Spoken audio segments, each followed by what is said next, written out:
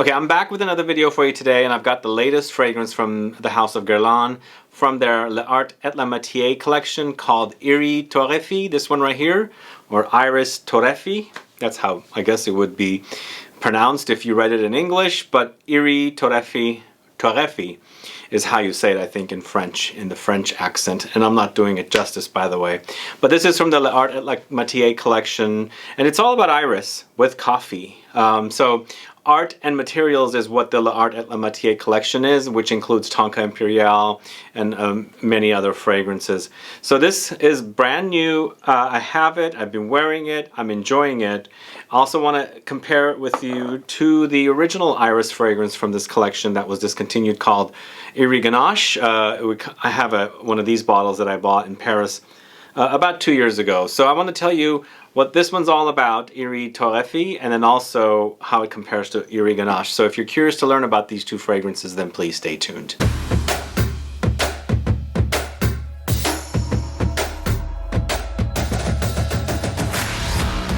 Thanks so much for tuning in. This is Sebastian with Smelling Great Fragrance Reviews. That's right, I have the latest fragrance from Guerlain's L'Art et la Matière collection, Are Torréfié.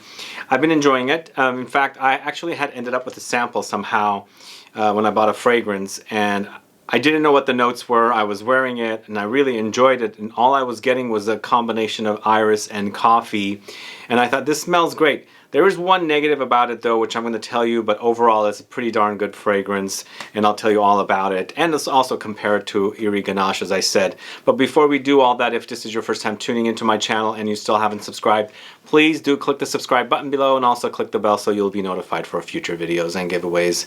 So who's a fan of this collection of fragrances from Guerlain? It's L'Art et la Matière, basically stands for art and materials, which includes Spirituous Double Vanille, Tonka Imperial, Angelique Noir, Cœur Beluga, Rose Barbar, Bois d'Harmonie, many more. And this is the latest, Are Torréfié, and basically stands for roasted iris. And I'm assuming the roasted part comes from the fact that they have coffee in here. It's a really, really standout note, actually. In fact, when I was testing it out with the sample that I had, and also in this bottle, the coffee, since coffee is very acidic, it kind of, the fragrance itself goes into an acidic territory, almost sour, because it has a very, very potent dose of coffee. And that's the only negative part about this fragrance. There are some other minor parts, but overall I think the wearing experience is pretty darn good. So this is a 2020 launch. The perfumer is Delphine Jelk. She's done a pretty good job here with this. It's considered an Oriental. I guess it's kind of an Oriental slash floral slash vanilla. I would put it in that kind of a category. But price-wise, it's $260, and that's for a 75 ml bottle. So per mil price with tax, California tax, is $376. So it is Eau De Parfum concentration. And notes, you have coffee, bergamot, and cardamom at the top. In the heart, you have iris, Pallida, Ambrette.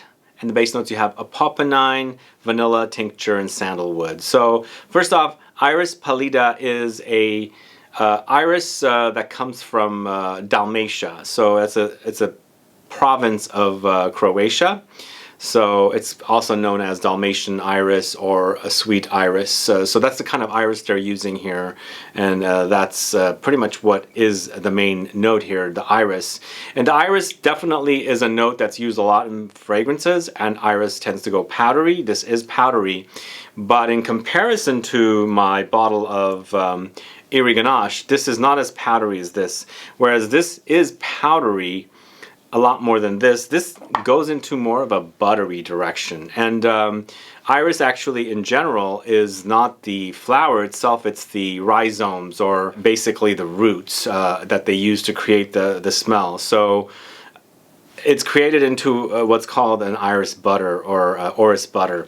And in comparison to the two fragrances, this goes a lot butterier than that. I mean, it is powdery, but for me, that one's ultra powdery in comparison to this. But, you know, in the end, they're both using iris as a note, or orris. again, they're from different places. I'm not sure where the iris in here comes from, but according to this, they're definitely highlighting the fact that this is Iris Pallida, and it's a Dalmatian iris in here. So what goes on with this fragrance? So a couple of things I want to point out. With this fragrance, it kind of reminds me a little bit of Dior Homme. Dior Homme Intense, and also Dior Homme Parfum. For some reason, I felt like when I compare these two fragrances, this one goes masculine, this one does go more feminine. Now in the end, they're both unisex fragrances. It's just my experiences with them. And I think what's making this one a little more masculine is the coffee note. So it is ultra overdose of coffee.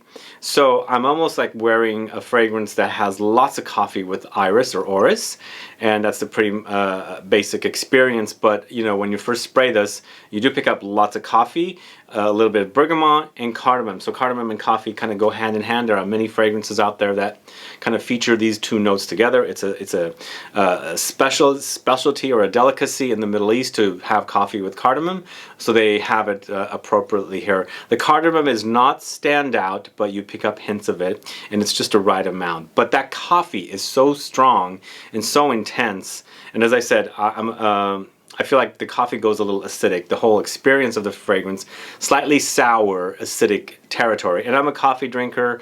I absolutely love coffee. I don't know if it's my pH or my chemistry that's making the fragrance go acidic, because I do have a lot of coffee. You know, I consume it a lot. So my chemistry might be a little acidic. So when I put the fragrance on, it kind of goes acidic and sour on me. That was kind of a negative for me. So iris comes in the heart with Ambrette, and Ambrette seeds are really wonderful notes, and it's fantastic here. And kind of reminds me a little bit of Fleur de Peau. Not a lot. Fleur de Peau from Diptyque, because they also use iris with Ambrette there. This is a different fragrance. It's just that combination of the Ambrette's muskiness with the iris kind of takes me to that fragrance. But in the end, Opopanine is in the base, and I'm assuming Opopanine is a Popanax. It's a resin. It's a kind of a sweet resinous resin note with vanilla tincture, according to them. So it's vanillic and sandalwood. So there's a smooth creaminess about it. It's butterier, as I said, compared to Are Ganache, and an overall great fragrance. And I think if you guys are looking for a different take on Dior Homme or Dior Homme Intense or Dior Homme Parfum, this is kind of what I would use as a substitute. Just keep in mind that the coffee, if you don't like the note of coffee in fragrances, this might not be one for you. But I love the note, and with the exception that it does go sour, once I get past that, I'm really enjoying this one. And it does hint at fragrances like Dior Homme Parfum in a different direction. From what I read online, this is apparently when lipstick meets coffee. So apparently, you know, women that wear lipstick, you know, on their lips, and they're taking a sip of hot black coffee, it's that combination of those notes is what the inspiration for this fragrance is. I totally see that. I absolutely see that, because lipstick has a smell. Iris always, to me, ends up smelling like lipstick or irisy fragrances. Dior Homme, Dior Homme Parfum, Dior Homme Intense, all of those do. And here I see that visually and smell it, you know, with my smelling senses. So I totally get that inspiration a lot, and I enjoy that about this fragrance. So I feel like it's a winner fragrance. Definitely a wonderful fragrance, and really potent, actually. I'm going to go back to Are Ganache once again. This one seems a little fragile in performance when I wear it on me. The fragrance doesn't jump out as much in comparison to Torréfié. It's a lot stronger. It's a lot more intense. It's like it's more in your face. It's a stronger concentration. It's a denser concentration. So when I'm wearing them side by side, this one is a wimp compared to this one. Again, they're different fragrances. Just the main star is the iris note, and I don't know if this is because it's reformulated. This is also not in a bottle like this because it was discontinued probably around 2014, and then a couple of years ago they made it a boutique exclusive, and you can only get it in a decant bottle like this if you go to the Paris boutique. So I have it, and I've compared the two together, and there's something about that particular iris that kind of reminds me of Jordan almonds. I don't know if you guys know this particular delicacy. It's these candy-covered almonds that are very popular for weddings in the Middle East. It kind of reminds me of that a little bit, and it's a lot powderier. I don't get a lot of smooth and syrupy textures with that fragrance. It's there, but it just becomes a lot more powderier, whereas this one becomes a lot smoother and butterier. But I like that this can be used as a replacement for Dior Homme Parfum. I'll tell you once again, they're not identical, but they kind of act like it. It's kind of reminds me of it because of the way the notes are composed together in a coffee direction. So it could be a replacement, but you got to test it out. Get a sample to smell it, to see what you think about it, and if you like it or not. This is a unisex offering. Dior Homme series, of course, is a male offering, but a lot of people said, you know, Dior Homme is very unisex, if not feminine leaning. This is, to me, masculine in comparison to Guerlain's Eerie Ganache. So it's just everybody's perception of what they smell and what they think about a fragrance. I think all fragrances are unisex. Some lean feminine, some lean masculine, and for me, feminine leaning fragrances definitely go into the floral side. And I love flowers, I love wearing them. And then for me, with this particular fragrance, because of that coffee note, feel like it goes masculine. So one other negative, it's a minor negative, the fact that I think about this fragrance as being a fragrance that reminds me of Dior Homme and that line, I felt like it might be a little overpriced for what you get. So if I can get Dior Homme Intense and Dior Homme Parfum much less than this, why should I pay $260 for a 75 ml bottle? I don't have a problem with that. I'm just pointing out the fact that this is one of the things I thought of when I was putting my notes together to shoot this video. The fact that it does remind me of that line of fragrances. They're not identical, I'll say it again, but the fact that it does remind me of those fragrances, and those are less expensive fragrances, why should I pay for this one? Again, this one, if it went a lot more sour and acidic and, you know, with a coffee note, I probably wouldn't like it.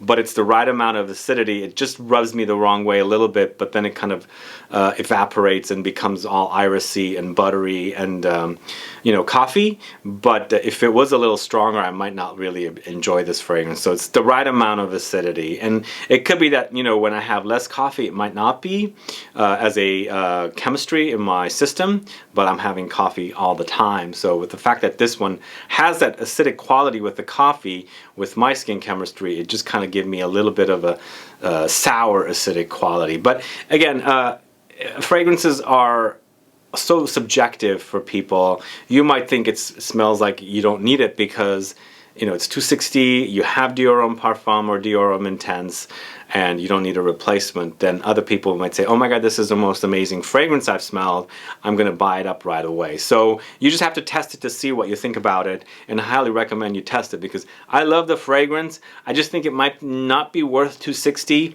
but if I love a fragrance enough that I love wearing it, then I think it's totally worth it for me.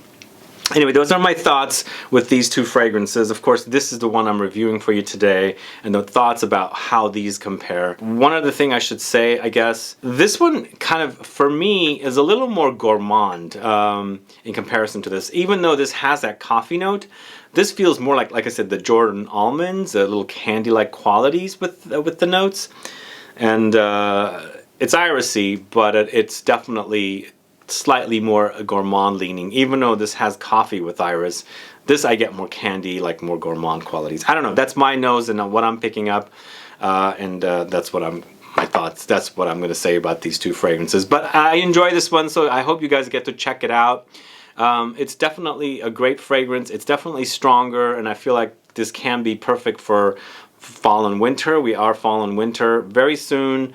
There's those very creamy, you know, soft, buttery qualities of the iris in here with the coffee. I think it makes total sense to wear it in the fall. Anyway, those are my thoughts on Erie Torréfié from the House of Guerlain from the L'Art et la Matière collection. Guys, have you tried this fragrance? Do you like this fragrance? Do you like this line or collection? If you like this line, what are your fragrances from the collection? And have you smelled Eerie Ganache before? And if you have you compared it to Erie Torréfié? in the end. So let me know your thoughts on this fragrance and the two. If you have any questions or comments, please list below. Otherwise, please like this video, please share it, follow me on Facebook, Twitter, and Instagram, and I'll be back with more videos very soon. Have a good one. Goodbye.